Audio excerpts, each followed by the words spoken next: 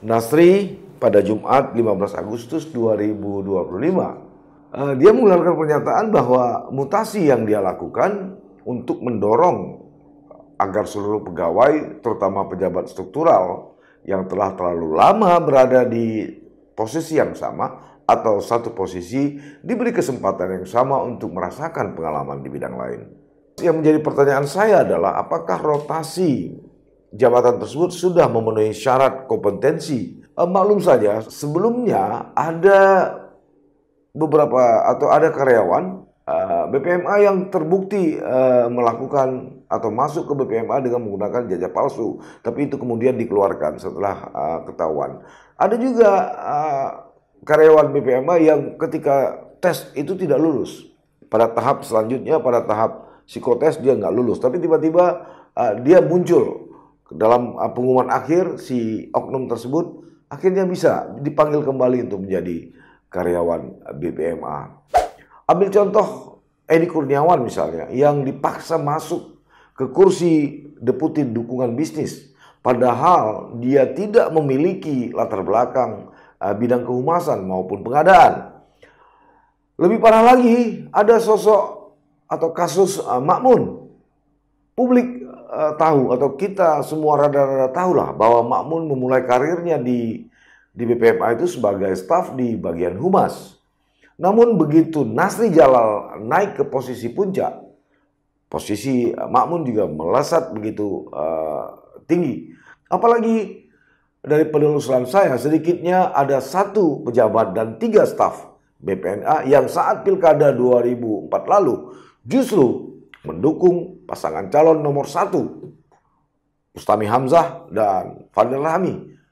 Ironisnya, 1 pejabat dan 3 staf tadi itu justru bertahan di BPMA. Sebaliknya, dari informasi yang saya dapat, ada salah satu staf di BPMA yang ketika Pilkada 2004 lalu justru dia mendukung pasangan Mualim Dekfat sebagai tim ses, punya kartu tim ses, punya segala macam. Tapi justru karena keterlibatannya itu, dia mendapat surat teguran dari Kepala BPMA Nasri Jamal, bahkan jabatannya diturunkan. Sementara yang bersangkutan sudah mengantongi disposisi dari Mualim agar dia dipromosikan pada jabatan tertentu. Ini yang ironis.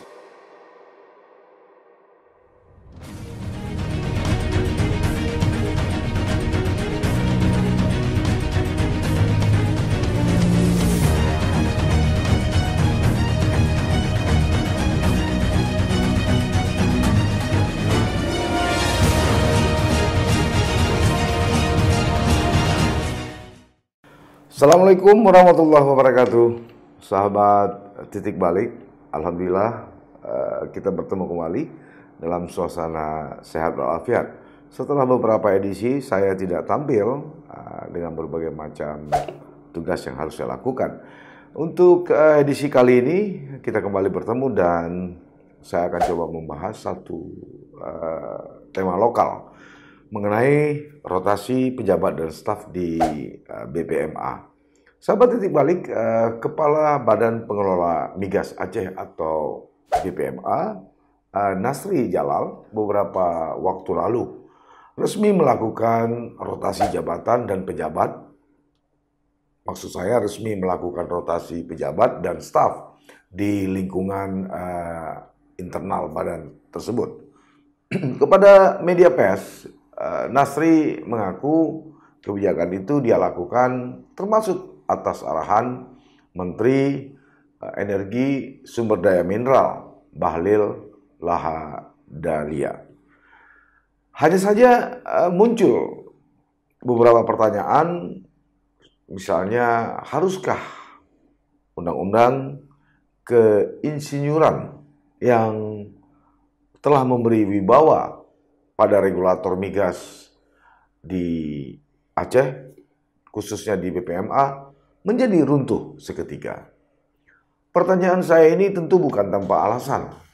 Kepada media pers di Banda Aceh, Nasri pada Jumat 15 Agustus 2025 berdalih atau mengeluarkan pernyataan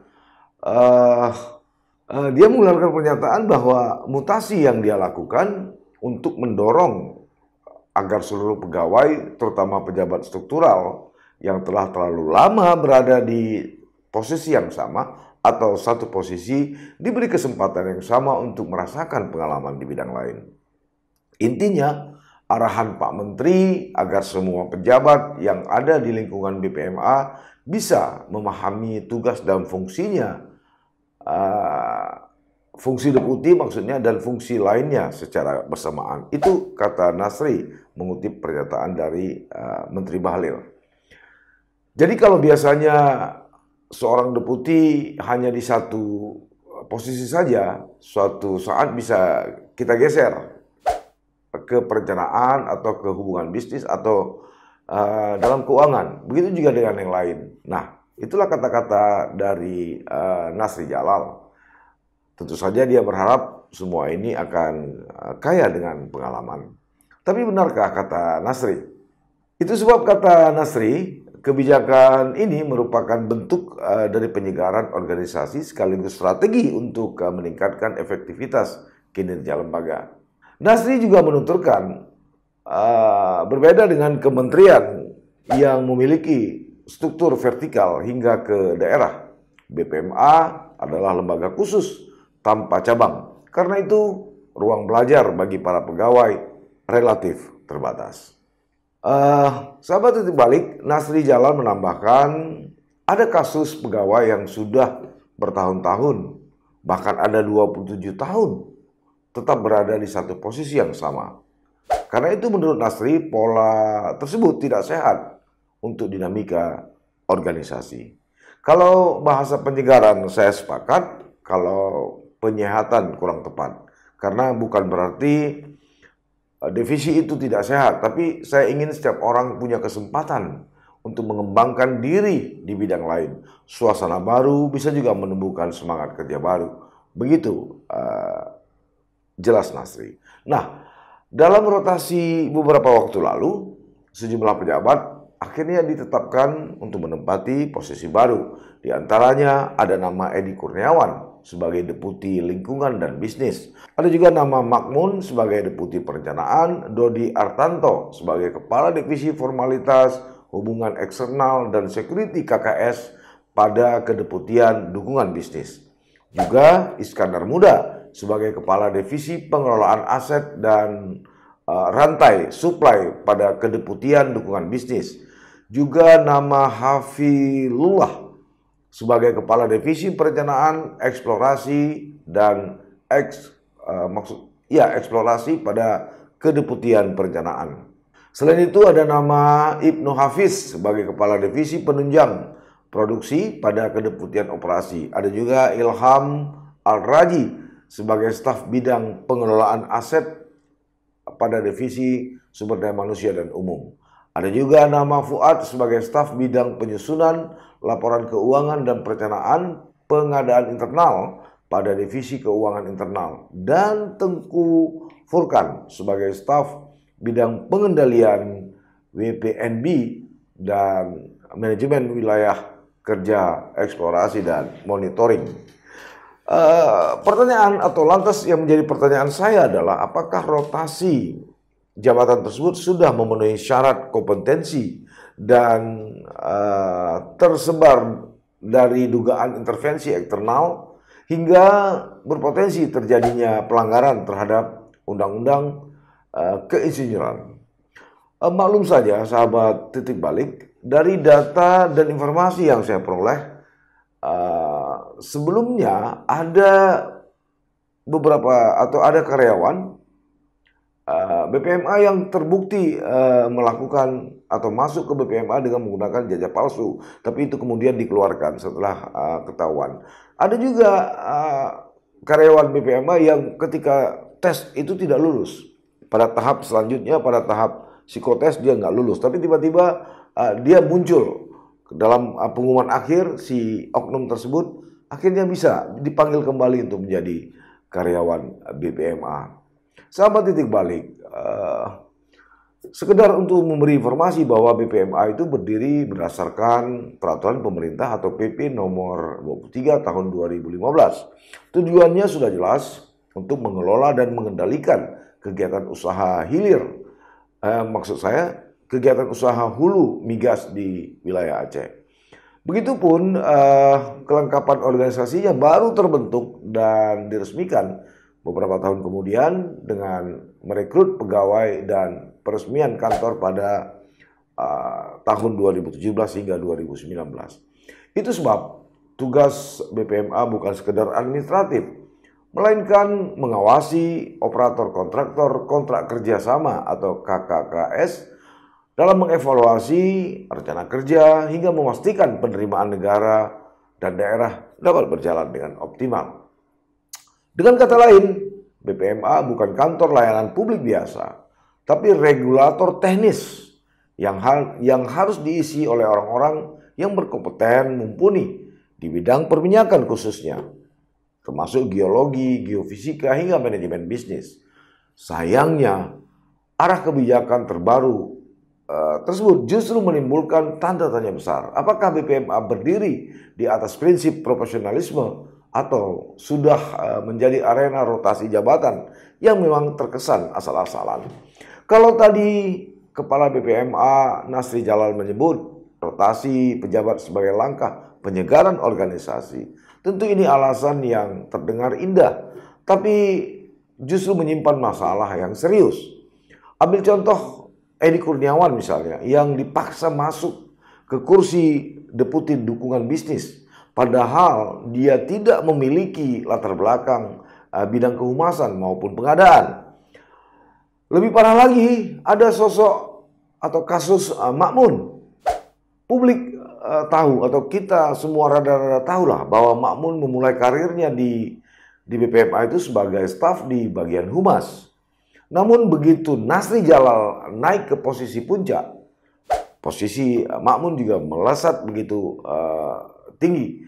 Karirnya langsung ditunjuk atau dia langsung ditunjuk sebagai deputi dukungan bisnis tanpa pernah menjalani fit and proper test.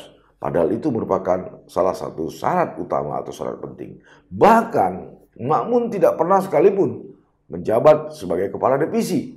Salah satu jenjang manajerial yang mestinya jadi batu loncatan bagi Ma'mun sebelum dia duduk di kursi deputi.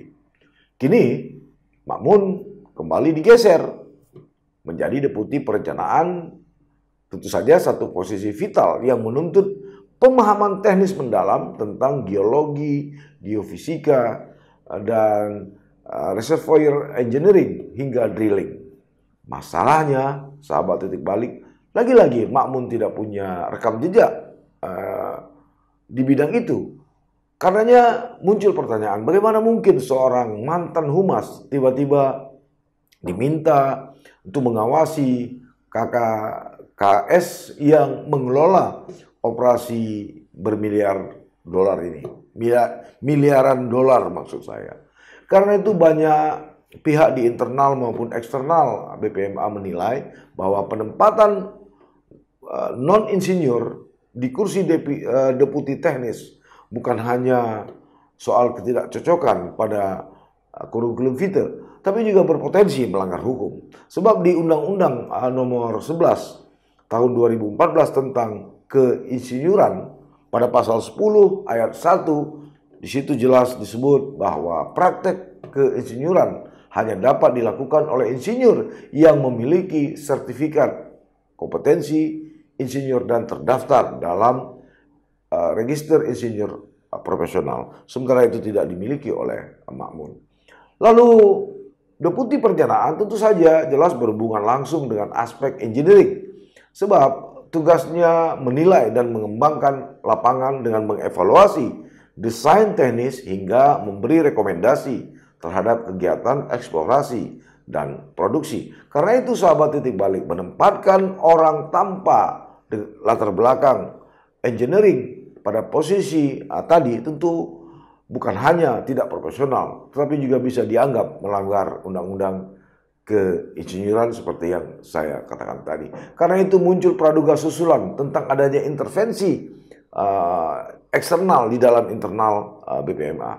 Nah, salah satu pegiat media sosial bahkan sekaligus aktivis anti korupsi di Aceh bahkan menulis dalam statusnya dengan begitu pedas. Dia menduga jangan-jangan kepala BPMA dikendalikan pihak lain atau remote-nya ada di Medan, Sumatera Utara, bukan di Banda Aceh. Nah, praduga ini mungkin terdengar liar, tetapi bagi saya ketika melihat pola rotasi yang tidak jelas dan logis tadi, dengan menempatkan pejabat tanpa kompetensi di BPMA hingga akselerasi karir yang janggal, saya curiga atau publik curiga ada sesuatu yang terselubung dan tersembunyi di BPMA. Sahabat Titik Balik, apalagi Aceh punya sejarah panjang di sektor migas. Terlalu banyak kepentingan yang bisa bermain di belakang layar. Karena itu muncul pertanyaan saya berikutnya. Jangan-jangan Menteri ESDM Bahlil Lahadalia dan Gubernur Aceh Muzakir Manaf atau akrab kita sapa Mualim telah salah memilih kepala BPMA. Kritik tajam juga patut diarahkan kepada Menteri Bahlil yang ikut menandatangani atau yang menandatangani penunjukan Nasri Jalal sebagai kepala BPMA. Pertanyaannya kemudian adalah, apakah benar-benar Menteri Bahlil melakukan seleksi yang ketat atau sekedar menitipkan nama kepada Nasri Jalal? Sebaliknya, apakah Mualim benar-benar diberi pengetahuan dan informasi tentang ketentuan perundang-undangan tersebut? Ini belum terjawab sampai saat ini. Karena jika kita telisik ke belakang, Nasri sendiri tidak pernah menempuh jalur karir struktural yang normal. Dia tidak pernah menduduki posisi deputi di BPMA, tapi langsung meloncat ke kursi kepala BPMA. Artinya Nasri adalah contoh nyata dari jalur karir instan tanpa pengalaman manajerial yang memadai. Jika kepemimpinan saja lahir dari proses yang shortcut, karena itu wajar jika pola yang sama diwariskan Nasri kepada bawahannya. Ya, rotasi asal-asalan, promosi tanpa kompetensi, dan penempatan penempatan jabatan yang berpotensi merugikan lembaga. Apalagi dari penelusuran saya, sedikitnya ada 1 pejabat dan 3 staf BPNA yang saat Pilkada 2004 lalu justru mendukung pasangan calon nomor 1, Bustami Hamzah dan Fadil Rahmi. Bahkan ikut dalam tim menyusun rencana untuk menggugat hasil Pilkada atau kemenangan Mualim Dekpat ke Mahkamah Konstitusi. Walaupun kemudian rencana gugatan itu gagal. Tapi ironisnya 1 pejabat dan 3 staf tadi itu justru bertahan di BPMA. Sebaliknya, dari informasi yang saya dapat ada salah satu staf di BPMA yang ketika Pilkada 2004 lalu justru dia mendukung pasangan Mualim Dekpat sebagai tim ses, punya kartu tim ses, punya segala macam. Tapi justru karena keterlibatannya itu dia mendapat surat teguran dari Kepala BPMA Nasri Jamal, bahkan jabatannya diturunkan. Sementara yang bersangkutan sudah mengantongi disposisi dari Mualim agar dia dipromosikan pada jabatan tertentu. Ini yang ironis. Sementara 4 pendukung 01 atau pendukung Ombus masih bertahan, sementara pendukung Mualim dijatuhkan jabatannya. Dan itu sebabnya menurut saya rotasi asal-asalan ini bukan sekedar drama internal di tubuh BPMA, tapi memang berdampak nyata dan berbahaya. Kenapa saya sebut berbahaya? Pertama, menghancurkan kredibilitas KKKS. Bisa meragukan kapasitas regulator lokal. Bayangkan, bagaimana mungkin seorang mantan staf humas mampu mengoreksi rancangan teknis mereka. Kedua, menurut saya terjadinya pengawasan yang lemah. Dalilnya, tanpa pengetahuan teknis. Apakah pengawasan operasi migas bisa berubah menjadi formalitas? Bahkan rawan dimanfaatkan oleh pihak tertentu. Ketiga, berpotensi bagi kerugian finansial. Sebab evaluasi teknis yang salah bisa berujung pada kerugian miliaran dolar atau miliaran rupiah bagi negara dan Aceh. Keempat, bagaimana dengan independensi yang menjadi pertanyaan besar? Sebab jika praduga intervensi tadi benar adanya, maka BPMA sudah kehilangan marwah sebagai lembaga independen dan strategis. Karena itu sahabat titik balik, rotasi yang seharusnya memperkuat organisasi seperti yang diucapkan Nasri Jalal tadi, bukan sebaliknya justru melemahkan. Penyegaran yang seharusnya berbasis kompetensi dan meritokrasi, bukan karena kedekatan personal atau intervensi dari eksternal. Nah, kalau pola seperti ini dibiarkan oleh muallim, BPMA menurut saya bukan lagi sebagai regulator teknis yang disegani, tapi melainkan sekedar birokrasi biasa yang mudah diarahkan sesuai dengan kepentingan pihak tertentu. Aceh yang mestinya diuntungkan dari hadirnya BPMA jangan sampai justru dirugikan. Sahabat titik balik, apakah masyarakat Aceh, saya maupun Anda rela melihat lembaga strategis seperti BPMA justru tergerus oleh praktek rotasi asal-asalan? Apakah rakyat dan pemerintah Aceh cukup diam ketika kursi teknis diisi oleh orang-orang yang tanpa kompetensi, bahkan berpotensi melanggar hukum? Jika jawabannya tidak, maka publik harus bersuara lebih keras. Dan pemerintah Aceh di bawah kendali Gubernur Aceh Muzakir Manaf atau muallim, kita berharap bisa mengambil sikap yang tegas, tepat, dan cepat. Karena di balik semua ini yang dipertaruhkan bukan hanya jabatan atau nama muallim, tapi juga masa depan pengelolaan migas Aceh dan hak rakyat yang melekat di dalamnya. Karena itu, sahabat titik balik, kita tunggu langkah muallim berikutnya. Terima kasih. Assalamualaikum warahmatullahi wabarakatuh.